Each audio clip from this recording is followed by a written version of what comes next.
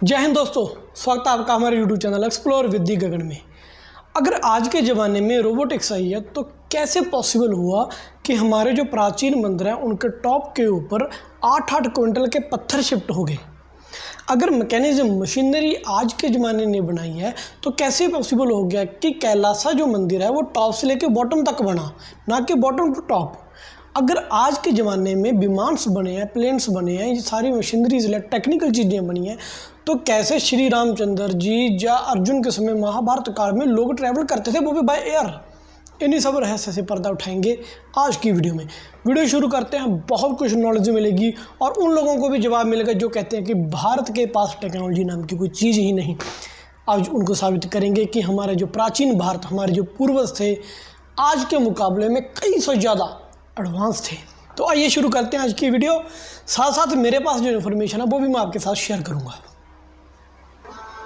नमस्कार मित्रों, यदि आप किसी से कहें कि आज से 2 या 3 हजार वर्ष पूर्व हमारे भारत में यंत्र मानव यानी रोबोटिक्स टेक्नोलॉजी थी, तो आपको वह पागल समझेगा और कहेगा कि अपने मस्तिष्क का कहीं इलाज करवाओ। लेकिन वर्ष 1902 में आर्कियोलॉजिस्ट वैलेरियस टेस्को ग्रीक आइलैंड अंतिक्वथेरा के किनारे समुद्र में से 2000 साल पुराने एक जहाज में से एक ऐसा यंत्र मिला जिसे देखकर और जानकर प्राचीन इतिहास को देखने के हमारे दृष्टिकोण को ही बदल कर रख दिया। यह यंत्र 2000 साल पुराना पहला एनालॉग कंप्यूटर था जो चंद्र ग्रहण, सूर्य ग्रहण और ग्रहों की गतिविधियों की सटीक जानकारी दे रहा था। एनालॉग कंप्यूटर, मान लो कि वो वेव्स होती है ना, ऊपर नीचे से पहाड़ से बनते हैं, जहाँ लाइक हार्ट बीट, वो हो गया एनालॉग। अगर मान लो आप बार्स देखते हैं, उसको कहते हैं डिजिटल, जो बार्स को रिप्रेजेंट करे। मेनली ये चीज़ें होती हैं बाइनरी के थ्रू, 0 1 1 0 1 यस 0 नो, समथिंग ऐसा है, ठीक है ना। तो अभी इन्होंने सिर्फ जैसे भी कंप्यूटर की बात करी, तो एक एडवांस में जहाँ अपना वीडियो की शुरुआत में आपको बता दूँ, जर्मनी में सबसे ज़्यादा, जर्मन के बाद लैंग्वेज संस्कृत बोली जा रही है और Germany is the hub of engineering as we know always, ठीक है। तो क्या है कि संस्कृत जो भाषा है वो इंग्लिश के कंपैरिजन अगर देखें तो कंप्यूटर के लिए ज़्यादा इजी अंडरस्टैंडेबल है। चौके ना मेरी बात सुन के?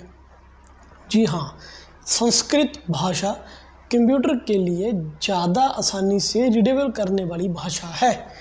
आगे भी देखते हैं वीडियो। इस यंत्र को एंटीक्विथेरा मैकेनिज्म नाम दिया गया। इस यंत्र की खास बात यह थी कि यह चक्रीय विधि से चलता था, यानी कि गियर सिस्टम से चलता था और इसी चक्रीय विधि का प्रयोग हमारे यहाँ हजारों वर्ष पूर्व ह्यूमनॉइड रोबोट बनाने में होता था, जिसका उल्लेख हमें परमार राजा भोज के द्वारा लिखित सम्रांगण सूत्रधार नाम के बहुत ही महत्वपूर्ण और ऐतिहासिक ग्रंथ में मिलता है।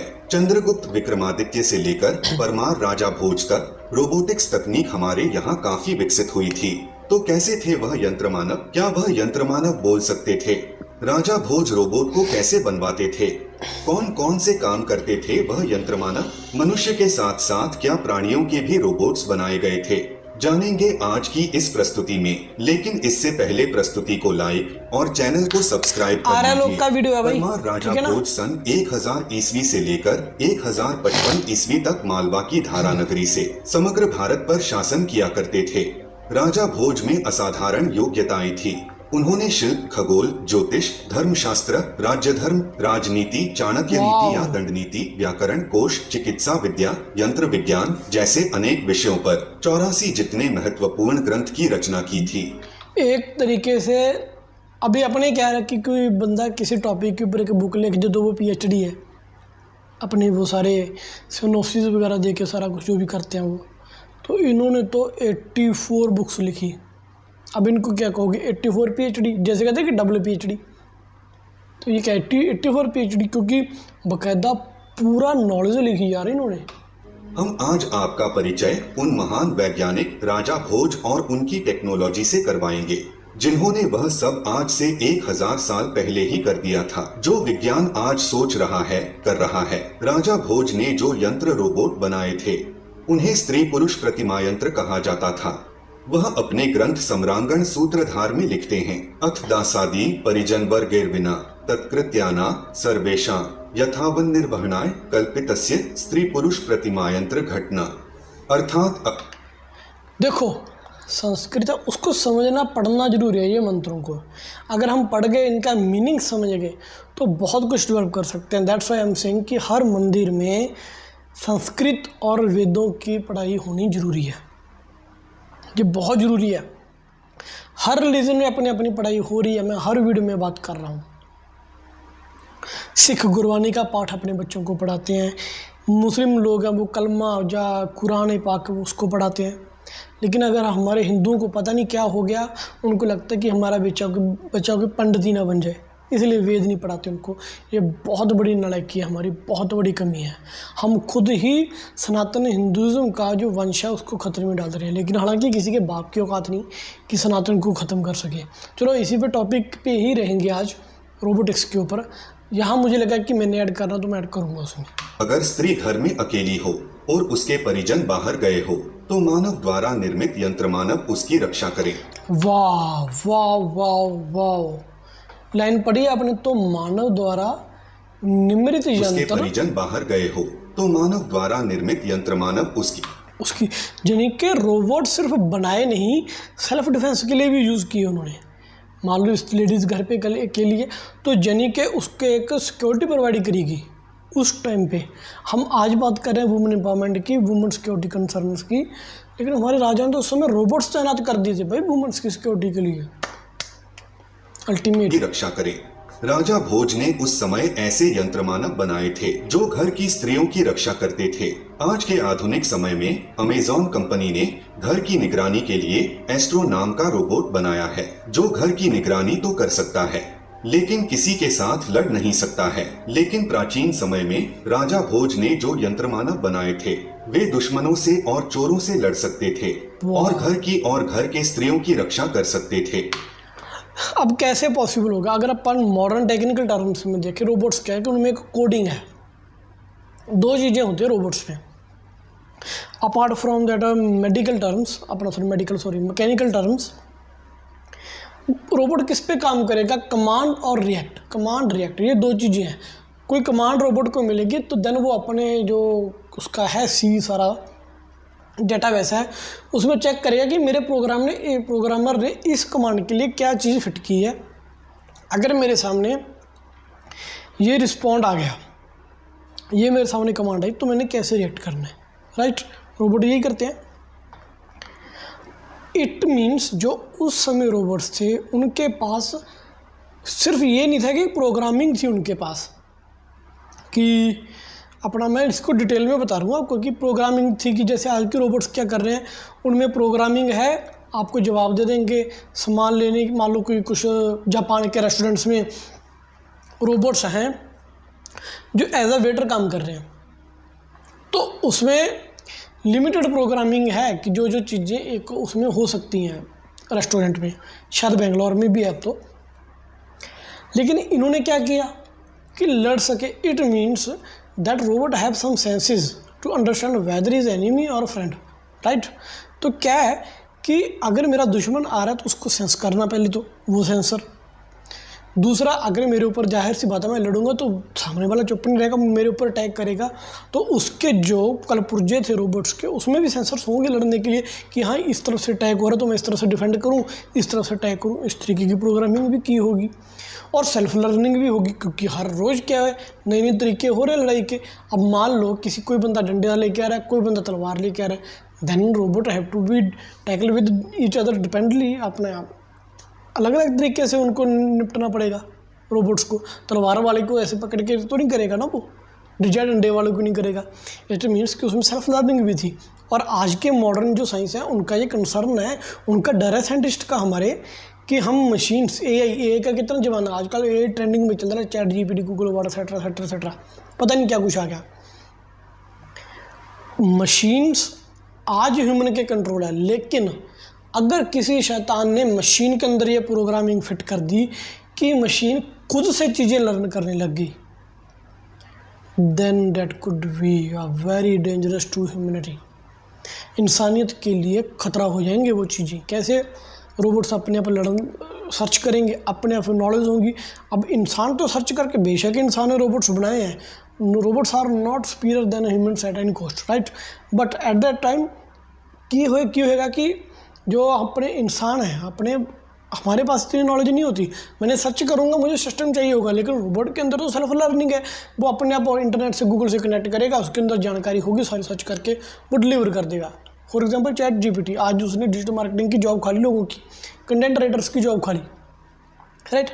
तो अगर सेल्फ लर्निंग आ गई रोबोट्स में तो बहुत डेंजरस हो जाएगा। लेकिन उस समय के जो महाराजा थे उन्होंने एक तरीके से सेल्फ लर्निंग डाली भी थी रोबोट्स में, लेकिन रोबोट्स फिर भी उनके अकॉर्डिंग चल रहे थे, है ना कमाल की बात।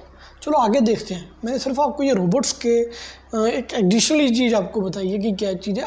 वैसे ही अब राजा ने कुछ तो टेक्नोलॉजी डेवलप की होगी, ये चीज़ तो जाहिर सी बात है उस समय भी उनको फेस करनी पड़ी होंगी। मशीन इज़ अ मशीन, ठीक है, उसके कोई इमोशंस नहीं है, लेकिन कुछ तो किया होगा ना उन्होंने उसको कंट्रोल करने के लिए, ताकि वो ह्यूमंस के लिए हार्मफुल ना हो। चलो आगे देखते हैं। राजा भोज ने जो ह्यूमनॉइड रोबोट्स बनाए थे वह कैसे थे? तो राजा भोज लिखते हैं कि दृग्ग्रीवा तलहस्त प्रकोष्ठ बाहुरु हस्त शाखादि सच्छिद्र वपुरखिल तत्संधिषु खंडशो घटे, अर्थात ऐसे यंत्र मानव का निर्माण करे जिसमें आंख, गर्दन, तलहस्त, प्रकोष्ठ, बाह, पुरु, हस्त शाखा अर्थात उंगलियां भी हो। इस प्रकार की देहयष्टि में यंत्र मानव को पूरे देहांतर्गत आवश्यक छिद्रों और अंगों की संधियों और विभिन्न खंडों की भी घड़ाई करनी चाहिए। तो ओके, ये तो अभी इन्होंने 1000 साल पहले की बताई है। मैं आपको रामायण काल में लेके चलता हूँ। अभी जो इन्होंने कहा ना कि तलहस्त, बाजू, हस्त, शाखा सारा कुछ होना चाहिए। क्लोन आज के साइंटिस्ट हमारे ट्राई कर रहे हैं बनाने की, कि मेरा क्लोन बन जाए, मेरे जैसे बंदा हो जाए, राइट। अभी मेकअप वगैरह करके कुछ हद तक तो कर लेते हैं, लेकिन क्लोन क्या है कि बिल्कुल एक नया प्रोटोटाइप तैयार कर देना, सेम हूबहू, वो भी सेम काम करे, सेम ही उसकी आदत हो, सेम ही लक्षण हो, राइट। That is clone. आपने एक कहावत सुनी होगी रामायण काल की, 1 लाख पूत 1.25 लाख नाती, कै रावण घर दिया न बाती। मीन्स रावण के 1 लाख पुत्र बेटे, 1.25 लाख नाती बहुएं, पोते सॉरी, कै रावण घर, रावण के घर कोई भी युद्ध के बाद दिया जलाने वाला नहीं बचा। तो ऐसा नहीं था कि 1 लाख बेटे वो रावण के थे, राइट। रावण के बेटे तो मेन 2-3 ही थे, जहाँ तक कि मैं समझ सका हूँ। Correct me if I am wrong, please comments correct मी।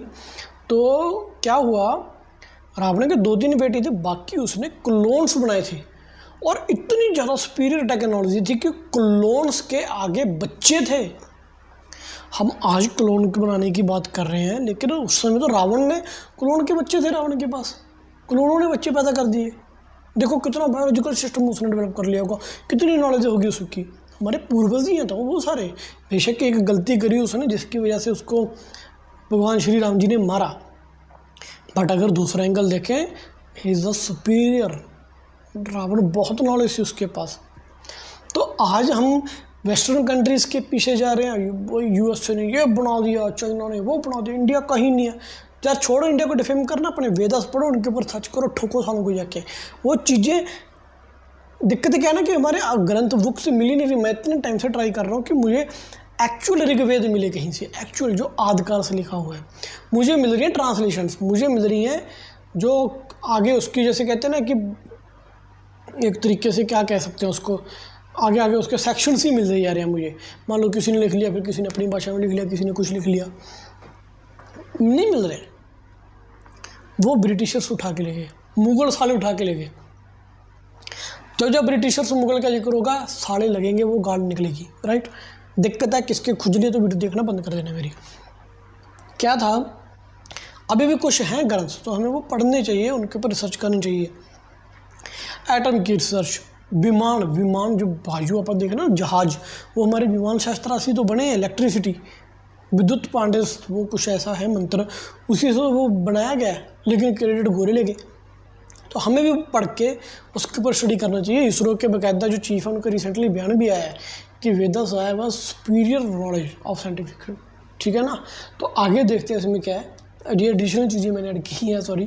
तो राजा, मैं सिर्फ रोबोटिक्स के ही इर्द गिर्द घूम रहा हूँ कहीं ना कहीं, कि कैसे ये चीज़ें बनी, कैसे हमने खोई, राइट।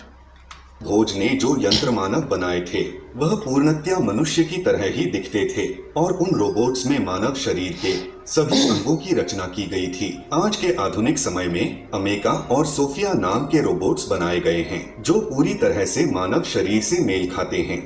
ऐसे ही रोबोट्स महान वैज्ञानिक राजा भोज ने भी बनाए थे। राजा भोज इन रोबोट्स को कैसे बनाते थे, इस पर वह लिखते हैं कि शिलिष्ट कीलक विधिना दारुमय सृष्ट चर्मणा गुप्तम पुंसोस्थवा युवत्या रूपम कृत्वातिर्मणीयम रंध्रक्तेः प्रत्यंग विधिना नाराचस्तेः सूत्रेः।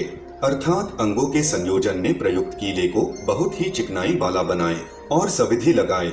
यह रचना काष्ठमय होगी किंतु उस पर चमड़ा मढ़कर नरनारीमय रूप दिया जाएगा।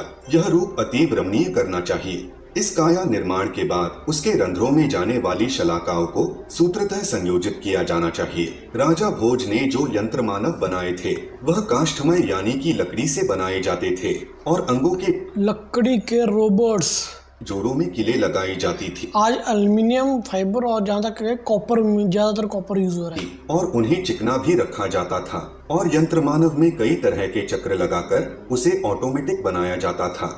लकड़ी की इसी आंतरिक संरचना पर चमड़ा मढ़कर उसे स्त्री और पुरुष का रूप दिया जाता था और इसे बहुत ही सुंदर यानी कि मनुष्य की कार्बन कॉपी जैसा बनाया जाता था। आज के आधुनिक युग में कई तरह के मटेरियल और धातुएं उपलब्ध है जिससे रोबोट बनाने में काफी सुगमता प्राप्त है। लेकिन प्राचीन समय में कम संसाधनों में भी उच्च गुणवत्ता वाले रोबोट्स बनाए जाते थे जो हमें आश्चर्यचकित कर देता है। अब यह रोबोट्स कौन कौन से काम करते थे, इसके बारे में सम्रांगण सूत्रधार में बताया गया है कि आदर्श प्रतिलोकन वीणावाद्यादि च करोति एवमन्यदपि चेद्दशमेतत् कर्म विस्मय विधायि विधत्ते जृंभितेन विधिना निस्बुद्धेः कृष्टमुक्त गुंजक्रवशेन। अर्थात वह यंत्र मानव आने वालों को शीशा दिखाता है, वीणा आदि वाद्य बजाता है। ये सारे ही कार्य यंत्र ही पूरे करता है। इस प्रकार पूर्व में कहे हुए गुणों के वशीभूत होकर चक्रीय विधि के अनुसार संचालक की बुद्धि के अनुसार प्रदर्शन करने लगता है। प्राचीन समय में बनाए गए यंत्र मानव यानी ह्यूमनॉइड रोबोट्स कई तरह के काम करते थे। वे आने वाले को शीशा दिखाते थे, दो हाथ जोड़कर प्रणाम करते थे, वीणा जैसे वाद्य यंत्र बजाते थे, खेतों में सिंचाई का काम करते थे और यदि उक्त काष्ठ रचित यंत्र मानव के हाथ में तलवार, मुदगर, भाला प्रदान कर दिए जाए तो वह रात्रि में प्रवेश करने वाले चोरों और अपना मुख छुपाकर आने वाले घुसपैठियों को मार सकता है। उस समय में बनाए गए यंत्र मानव इतने उन्नत थे कि युद्ध भी कर सकते थे। आज के समय में इजराइल ने टर्मिनेटर नाम के कुछ ऐसे रोबोट बनाए हैं जो सोल्जर का काम कर सकते हैं। इसी तरह के रोबोट का उल्लेख महाभारत और कालिदास रचित रघुवंश की मल्लिनाथ की टीका में भी उपलब्ध है। राजा भोज के समय में मनुष्य के साथ साथ प्राणियों के भी रोबोट्स बनाए जाते थे जैसे कि घोड़ा, शेर, हाथी, तोता इत्यादि। आज के समय में भी हमें कई तरह के प्राणियों के रोबोट्स देखने को मिलते हैं। इसके अतिरिक्त भी प्राचीन काल में कई तरह के यांत्रिक उपकरण बनाए जाते थे जो हाथों से भी चलाए जाते थे और कई तो स्वयं संचालित भी थे। इन तथ्यों से ये प्रमाणित होता है कि कहीं न कहीं आज के निर्मित रोबोट भारतीय ज्ञान विज्ञान के ही सूत्रों पर आधारित है जिनका प्रयोग करके आधुनिक वैज्ञानिक आज मनुष्य सदृश रोबोट यंत्र का निर्माण करने में सक्षम हुए। राजा भोज के बारे में पढ़ते समय हमें एक रोबोट का भी वर्णन मिलता है जिसे यंत्र पुत्रक कहा जाता था। श्रृंगार मंजरीकथा में जब राजा भोज आत्म प्रशंसा और आत्मवर्णन से स्वयं को घिरा हुआ समझते हैं तो वह पाते हैं कि स्वयं अपना वर्णन नहीं करना चाहिए। इस कारण वह एक यंत्र पुत्रक को नियुक्त कर देते हैं और वह यंत्र पुत्रक यानी यंत्रों द्वारा निर्मित रोबोट राजा भोज का वर्णन करने लगता है। राजा भोज की सभा में सभी लोगों की आंखें एक रोबोट को बोलते देख फटी की फटी रह जाती हैं। वह अचरज और विस्मय से भर जाते हैं कि हम जो बुलवाना चाहते हो वह एक निर्जीव पुतला कैसे बोल रहा है और एक पुतला बोल भी सकता है। यह वह इतिहास है जो हमें हमारे अस्तित्व पुतला बोल सकता है। इट मीन्स कि उसमें माइक भी होगा और उसमें स्पीकर भी होगा और उसमें जो ऑडियो सेंसर्स लगे होंगे, कोई क्या कह रहा है उसको अंडरस्टैंड भी कर रहा होगा। अब उसमें तो इट मीन्स, अभी आ जाओ इस पे, अगर वो सेंस कर रहा है कि मैंने क्या क्या कह रहा है उसका जवाब दे रहा है, उसको कैसे पता कि मैंने इस बात का ये जवाब देना है। इट मीन्स उसमें मेमोरी स्टोरेज भी होगी अब मेमोरी स्टोरेज एक लिमिटेड सोर्स है, क्या पता कोई बंदा कहाँ से कुछ पूछ ले। इट मीन्स कि उसके पास self analysis and self research की कमांड कोडिंग भी होगी उसके अंदर। अगर सेल्फ रिसर्चिंग को सेल्फ कोडिंग वो कर रहा होगा तो कहाँ से कर रहा होगा? वाया इंटरनेट कर रहा होगा। आज मॉडर्न के ज़माने में इंटरनेट कह सकते हैं, हो सकता है उस टाइम पे भी कोई इंटरनेट हो। अगर रोबोट बना सकते तो इंटरनेट क्यों नहीं बना सकते वो लोग, समझ रहे हो ना? तो वो भी वहाँ से सर्च कर रहा होगा। अब अपन कहते हैं ना हेलो सीरी एक्सेट्रा, हाँ है, और जितने उसमें प्रोग्राम है वो सिर्फ उतने जवाब दे रही है। लेकिन इन्होंने तो जैसे वीडियो में कहा कि भाई कुछ भी कोई आंसर क्वेश्चन पूछ रहा है उसका जवाब दे रहा है वो। समझ रहे हो मेरी बात? कितनी एडवांस है, 1000 पहले की वो बता रहा हूँ। ये तो सिर्फ 1000 साल पहले की महाभारत काल में, तो अभी ज्ञानी फिर बताएंगे आपको की पहचान देता है और हमारी गौरवशाली समृद्ध विरासत के बारे में बताता है। लेकिन महान वैज्ञानिक राजा भोज और चक्रवर्ती सम्राट चंद्रगुप्त विक्रमादित्य को किस्से कहानियों का हिस्सा बता दिया जाता है और इतिहास के नाम पर हर एक मुगल और अंग्रेजों के नाम के कसीदे पढ़ाए जाते हैं। यही तो हमारा दुख है भाई। शुक्र है एनसीईआरटी सीबीएसई ने या एनसीईआरटी ने और यूपी जो गवर्नमेंट है ये मुगलों के चैप्टर हटाए। हमें क्या वही तो पढ़ाया जा रहा है, बाबर, हुमायूं, शेरशाह सूरी। ये बैंड क्या हुआ, मैं बोलूँ, मैं पता ना क्या निकले, ये कांग्रेस का किया काम है, क्योंकि सिलेबस उन्होंने बनाया। They are responsible for everything, they must have to add this rajas in our syllabus. But उन्होंने ऐड क्या किया, जहांगीर, शाहजहां, औरंगजेब, फलाना लटन पटना। कभी नहीं पढ़ाए ये हमारे जो योद्धा, हमारे वीर थे, कभी भी। तो दोस्तों आओ एक कैंपेन, अगर मैं कोशिश करूँगा शुरू करने की, ये कैंपेन कि ये सिलेबस में ये चीज़ें ऐड की जाएँ। हमारे वीर योद्धा थे जो, हमें बाबर पढ़ के उसकी कवर्निंग की खुदाई नहीं करनी। साला नल्ला था, टैग करके आया था, 5 फुटे बाबर महाराणा प्रताप को हराते दिखा दिया। तुगलक रोड, औरंगजेब रोड किस ने बनाए पता है ना सारा। आज इसलिए मिर्ची लगती है इनको, बाबर की औलाद को, मेरी बात पे। लास्ट में ये भाई सिर्फ इसी इतने सी में भड़ास निकाल गया, मेरे अंदर भड़ास थोड़ी ज़्यादा है। अभी भी वक्त है जागने का और जागो। समझने का, अन्यथा पूरी जिंदगी रटते रहो। बिल्कुल जागो। ये तो सिर्फ एक महाराजा भोज, सिर्फ एक की बात बताइए, कितने महाराजा हैं। अगर इनके जितने ये क्या हैं, शेरशाह सूरी, बहादुर शाह, मोहम्मद अकबर, मीर शाह, ये जो टुच्चे से हैं साले जो भी हैं मुगल जो भी, ठीक है ना, अगर ये हैं इनकी जगह वो पढ़ाए जाए ना, बस क्या ही होगा। तो अगर आप भी इस बात को सपोर्ट करते हो कि हाँ सीबीएसई में, हमारी स्टेट गवर्नमेंट्स में जितने भी सिलेबस हैं इन सब के चैप्टर हटने चाहिए, राजा भोज जैसे लोगों के, जो हमारे पुरातन, हमारे जो वंशित हैं, पूर्वज हैं सॉरी, उनके चैप्टर ऐड होने चाहिए, तो कमेंट करके कमेंट सेक्शन में ज़रूर बताइएगा। वीडियो को ज़्यादा से ज़्यादा वैल्यू करो, इसलिए ज़रूरी है ताकि भारत का इतिहास बचाया जा सके। मैं प्रीटी श्योर नहीं हूँ, मैं 100% श्योर हूँ वीडियो आपको अच्छी लगी। यहाँ तक आए तो वीडियो अच्छी लगी, वैसे भी आपको वीडियो अच्छी लगी होगी। आगे किस तरह टॉपिक के ऊपर वीडियो चाहते हो कमेंट करके कमेंट सेक्शन में बताना। आगे भी ऐसे टॉपिक के ऊपर वीडियोस बनाते रहेंगे, अलग अलग टॉपिक्स के ऊपर। मुझे दीजिए इजाज़त, और हाँ सॉरी, सोशल मीडिया अकाउंट्स के साथ जुड़ने के लिए लिंक डिस्क्रिप्शन में दे दिए। मुझे दीजिए इजाज़त। जय हिंद।